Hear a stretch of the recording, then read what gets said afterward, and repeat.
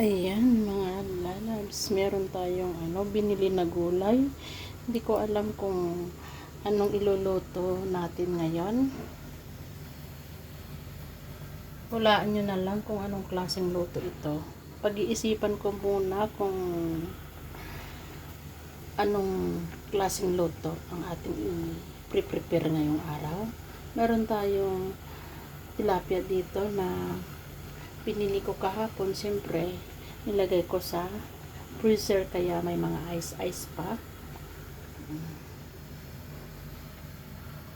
Pag-isipan ko muna kung ano ang masarap na luto dito.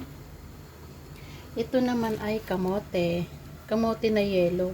Kasi wala akong mahanap na kamote na yung puti. Kasi masarap yun. Tapos meron tayong okra. At yan din. Ayan guys. Diba?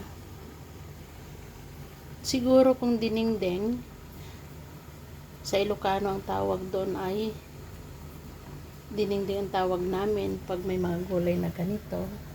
Hindi naman po pwedeng pakbet kasi wala tayong kalabasa. So pag dinengdeng kamote, masarap po sa sa dinengdeng yung kamote.